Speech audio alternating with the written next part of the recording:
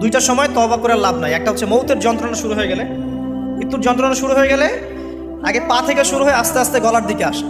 হাদিসে যেমনটা এসেছে, সূরা ওয়াকিয়ার মধ্যেও আছে যে পায়ের দিক থেকে যন্ত্রণা শুরু হয়ে আস্তে আস্তে আস্তে আস্তে এই গলার দিকে আসে, এবং আত্মাটা গলার এখানে যখন চলে আসে, এখান থেকে মালাকুল মউত আত্মাটাকে নিয়ে চলে যায়। এবং চোখ দিয়ে তাকিয়ে থাকে মানুষ, রুহটা চলে গেলে মানুষ চোখ দিয়ে তাকিয়ে থাকে। দেখবেন এই কারণে মৃত ব্যক্তি তাকিয়ে থাকে, চোখ খোলা থাকে। এবং তখন আসমান থেকে সিঁড়ি নামিয়ে দেওয়া হয়, ওই সিঁড়িতে করে আত্মা চলে যাচ্ছে, ও তাকিয়ে দেখে যে আত্মা চলে যাচ্ছে। এবং মানুষ মারা যাওয়ার পরে চোখ জীবিত থাকে অনেকক্ষণ। মেডিকেল সায়েন্স যারা পড়েছে তাদেরকে জিজ্ঞাসা করবে, মানুষ ডেড হয়ে গেলেও চোখ দেখবেন আরও কয়েক ঘন্টা, হয়তো আরও নির্দিষ্ট একটা সময় পর্যন্ত চোখটা কিন্তু জীবিত থাকে। এই জন্যে চোখ বন্ধ করে দিতে হয়। যাই হোক, যেটা বলছিলাম যে মৌতের যন্ত্রণা শুরু হয়ে গেলে তওবা করে লাভ নাই, তওবার দরজা বন্ধ। আর পশ্চিম দিক থেকে সূর্য উঠে গেলে তওবা করে লাভ নাই, তওবার দরজা বন্ধ।